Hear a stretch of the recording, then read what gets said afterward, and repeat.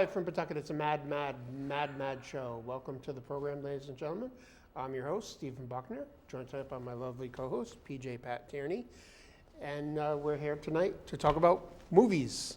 So Pat has seen a movie that we actually talked about on the last show. So given time at the end of the show, we'll get Pat's take on Anaconda, which I didn't trash it, but I wasn't overly enthused with it. So we'll get Pat's take after we talk about the new movies. So I've seen three new movies that we'll talk about. One, which is getting a lot of award buzz, and it actually just won Best Foreign Film at the Golden Globes last night, is called The Secret Agent. Another one, which was getting award buzz, but I don't think it was nominated for any Golden Globes. And it's probably not likely to get Oscar nominations after, what was nominated for Golden Globes. But it was a good movie, is This Thing On, starring Will Arnett. But the first one I want to talk about is something that we don't normally talk about on this show a lot, is documentaries. And I happened to watch a documentary that was made by CNN, and I don't know if they put it out in the theaters, but it was on CNN and it's available streaming. I think I heard of that. But it's called I'm Chevy Chase and You're Not. And it's basically a look back at the career and life of Chevy Chase. And I watched it because I'm a fan of Saturday Night Live. Anything to do with Saturday Night Live, I just sort of really like it, especially the history of Saturday Night Live. I'm interested in that. And plus, I grew up really liking Chevy Chase's movies. But in the last, 20 years or so, I haven't been able to avoid all the stories of what a kind of an a-hole Chevy Chase is behind the scenes, and how a lot of people really dislike him, and how he's just been a jerk to a lot of people in real life. And I was, he was at Comic-Con just this past year, and I did get a photo with him. And I did it because I didn't want to miss my chance to be able to... Because he is 80, right? I think so, yeah. But he had come about 2 years prior. And when he came then, I was like, I'm not getting my photo with him, or I'm not getting an autograph from him. He's a jerk. It's like, it was one of those things where I didn't want to meet my hero because I didn't want... already the illusion's been spoiled by all these stories, but I didn't want to meet him in person and have it confirmed. And have it validated. Yeah. And have those stories validated. So I did get a photo with him this year, which I didn't have much interaction with him anyway, so it was neither confirmed nor denied. But this documentary is interesting because it doesn't shy away from the fact that a lot of people consider him a jerk, or that he's got kind of I don't know another word to say except for a-hole, which I can't say the actual... Arrogantness, maybe. Not arrogant. It's like a combination of arrogance and condescension towards a lot of people. And that comes across in his interviews and the thing. But in watching it, you see it's his shtick. And it's a shtick that it worked well in the 70s and the 80s. But in today's environment, it doesn't work anymore. Like, younger people are going to hear him say stuff that he means as a joke, and they're not going to get that he's joking. It's kind of like insult comics. There's not a lot of insult comics anymore, but back in the day, they were prevalent. But he's like a borderline insult comic where his go-to is to put you down. Find what he can about you that he can latch onto, and then just make fun of you for that. And that's sort of his go-to. So it was interesting that the documentary didn't shy away from that aspect of his personality and his career. But I feel like they could have delved a little deeper into it. Granted, it's a 2-hour documentary. They've only got so much time. But there were, part of the documentary is about the show Community that he was on. And there was a lot of behind the stuff drama going on with that show, and they weren't able to get interviews with any of his fellow cast members from that show. I think they tried to get people to be interviewed, and they all declined to be interviewed for the documentary. So the only person from Community that they actually got was one of the directors from the show, who, he had some good behind the scenes stuff about Chevy on the show. But it would have been nice to hear like the other side of people who really just don't like him and hear what they have to say. I mean, I know they've shared stories in their own interviews and things, but I would have liked to have seen maybe a little more rounded. But, it also gave the perspective, not just of Chevy, but like of his wife and his kids, and it did help humanize him a little bit, and it gave a new perspective, because I just thought he was, when it came to Community, he had a chip on his shoulder about, here he is now, he's the older guy, he's not the main character, he's sort of a side character, and he thinks he's better than the show. That's how I perceived his take on the show. But really, I think his problem, at least in this documentary, what they show is that he didn't like the direction they were going with his character, because his character on the show, I don't know if you ever watched Community, his character on the show was also really a jerk, and he became like a kind of a bigoted a-hole. I think they were writing him the way they perceived Chevy to be. So it was like sort of an extreme version. And he didn't like the direction it was going, because he thought, playing such kind of a not likable character was going to affect his public persona and make people not like him. So he was, resistant with the changes or the direction they were going with the character, and that sort of led to clashes between him and the show's producer, and he got fired eventually. So, but it was an interesting documentary to watch if you're a fan of any of his movies, or that show or Saturday Night Live. I recommend it. I thought it was very interesting to see. A lot of people were trashing him online after it came out, and I have a feeling that they didn't actually watch the documentary, that they just watched clips. Well, that's the internet today. Like, yeah, exactly. And granted, if you watch any clips that are taken out of context, he does come across as a jerk. He is incredibly rude to the interviewer during the show. There's no going, getting around that. Yeah. But it's all he's trying to be funny, and he's not always succeeding.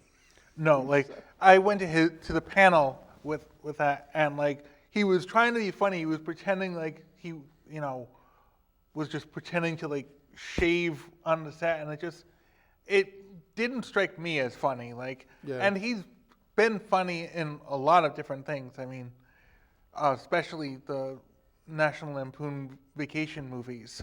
Oh yeah. And yeah. But for that panel, he just seemed like he didn't want to be there.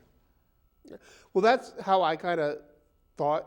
Yeah, I mean, I wasn't at that panel, but I had heard about it, and I heard other people say how, other panels they've seen him at, that they were just train wrecks. But then they show him at one of the things that he does, where he goes and does like a screening of Christmas Vacation, and then does a Q&A with the audience afterwards. And they showed him like interacting with fans, like when they're coming up and getting a photo with just him by himself, not with the whole cast like I did. But he goes on to say like how much he enjoys interacting with the fans and doing those things, and he's been doing them for like the last few years, and he really likes it a lot. And it's like, I wouldn't have realized that it's like that kind of warmed me a little bit towards him, that he does like interacting with the fans. So he is kind of a real person, Yeah.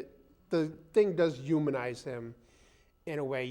There are things I didn't realize, that he went through both drug and alcohol addiction at different times in his life. He dealt with depression.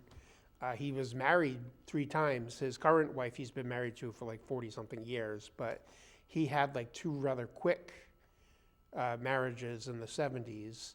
And also he was abused as a child. So, there's a reason sort of behind his persona, So two of the other movies I went to go see before I take too much time talking about Chevy Chase.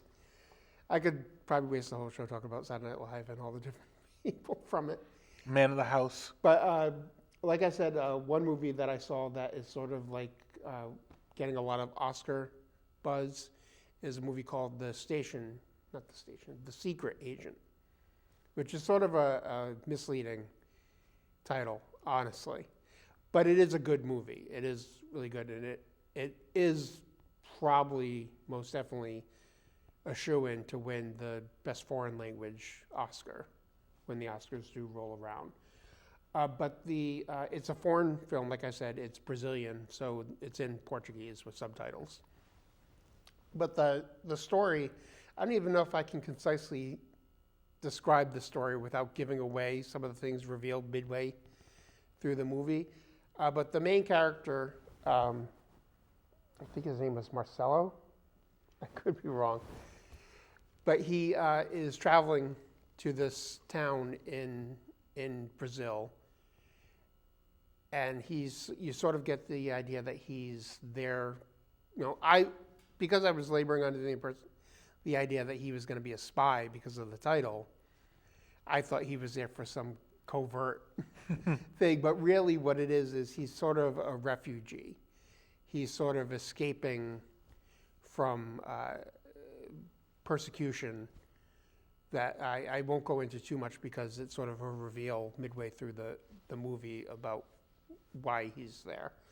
But he's there also because his son is living with his late wife's parents in this town, and he wants to, he hasn't been living with his son, so he wants to get his son so that they can go away together. And it's really about him having run-ins with the police, like police corruption. Like the very first scene, these police are basically shaking him down to sort of get money or something off of him, which, there's no reason for them to stop him and search him or anything, but they just do it because they're looking, they're corrupt. And pretty early in the movie, you're introduced to the chief of police in the town who runs it like he's a thug. Him and his sons. It's more of like a criminal organization than it is a police department. But the story sort of meanders a little bit early on, but it all sort of eventually sort of converges on each other. There's also a couple of hitmen who you eventually find are after our main character.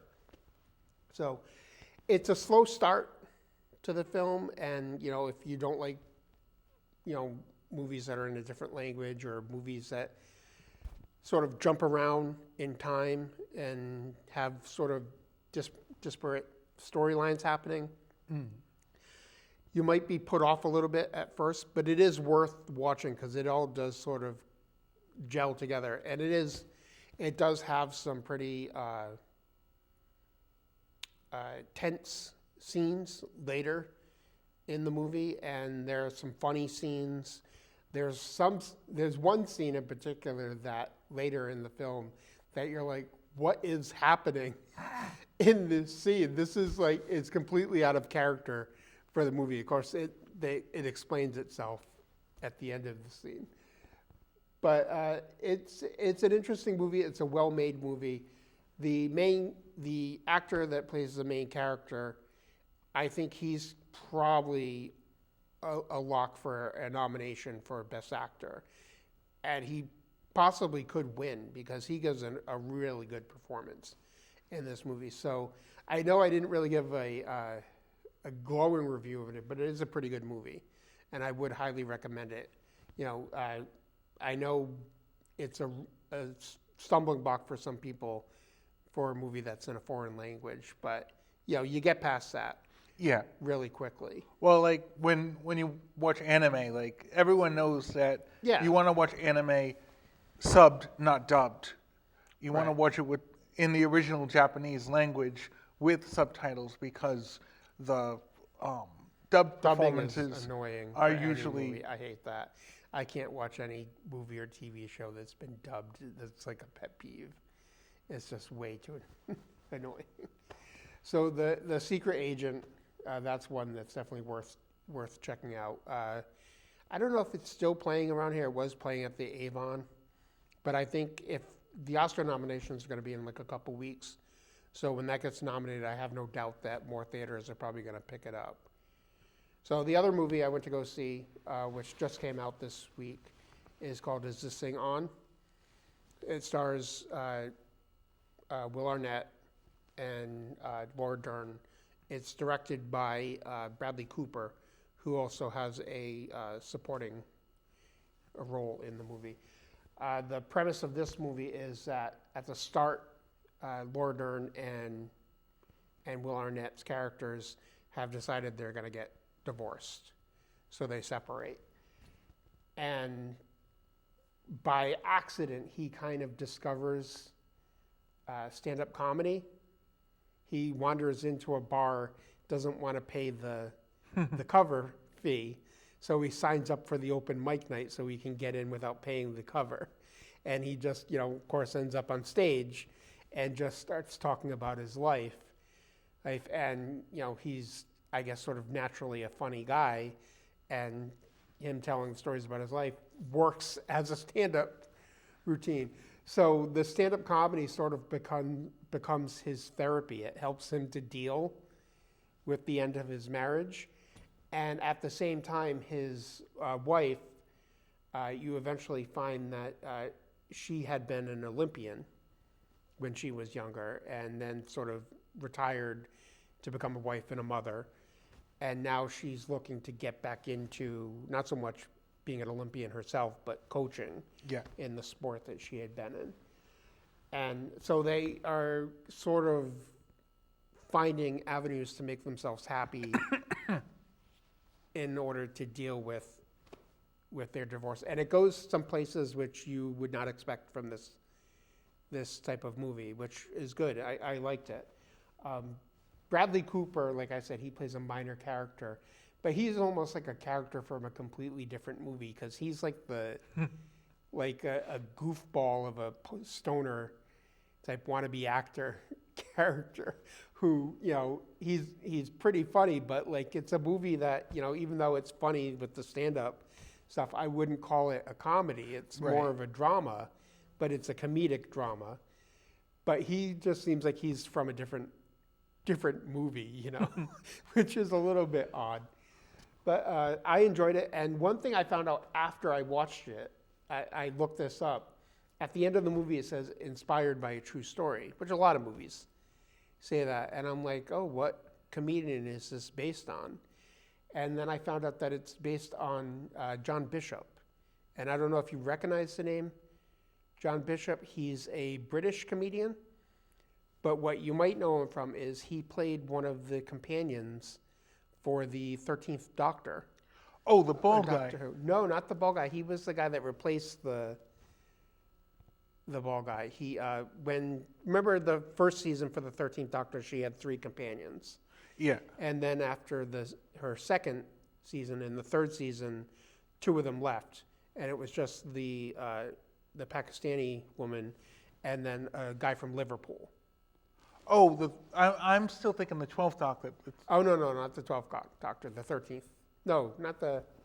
Yeah. She was the 13th. Yeah, the 13th. Yeah. Okay, I know who you mean, the bald guy with the 12th Doctor, yeah. No, he's a good comic actor, too. But no, this guy, John Bishop, he's from Liverpool. And this actually happened to him. This is how he got into comedy. Was he the older guy or the younger guy? He was an older guy. You may not have gotten that far in the 13th. I did watch through the first season of the 13th Doctor. Okay, so he wasn't in the first season. He was only in her third season. Okay. Yeah, so you probably don't know who he is. Yeah. But I was surprised to find that it's based on his true life story. It's a fictionalized version because the character isn't named after him, and the characters are American, and it takes place in New York City, and he, of course, is from Liverpool.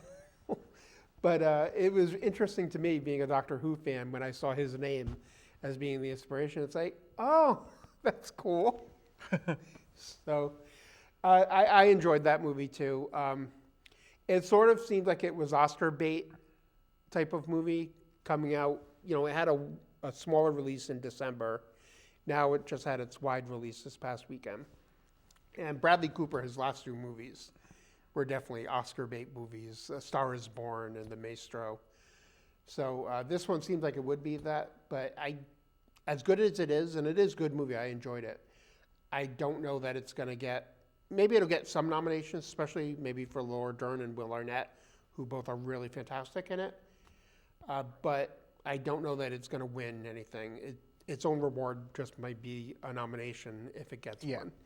So, but worth seeing. I enjoyed it. So moving on, you saw Anaconda. So I heard my take on it. I saw Anaconda. We heard your take on it last time because looking through the movie, there wasn't much interesting. I'm like, okay, I like Jack Black. I want to give it a shot and see what I thought. It was trying to be a B movie, and I thought it did a decent job at being a B movie. I don't know. I think if I ever watched it again, it would be just because it was on. Like, I don't think I would ever seek out to watch this Anaconda again. But I thought it was good for what it was trying to be. Steve Zahn's been a lot funnier in other things. He was funny in this, though. I mean, he has been funnier in other things, but he still was pretty good comic relief in this movie. So it was worth the whatever amount of money for the 2 tickets that I paid. Yeah. You know, I didn't feel ripped off. Didn't scream, "I want my life back." Watching it. Yeah, my description of the movie is it was just okay. Yeah. I didn't hate it, but I didn't love it either. You know? Oh, I absolutely didn't love it. It was okay. It was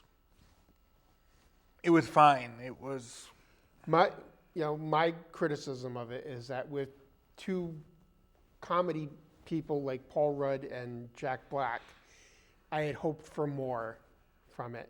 And like you said, it's a remake of an old B movie that became like a cult classic. And that's being generous, calling it a cult classic. But it was kind of an A-list.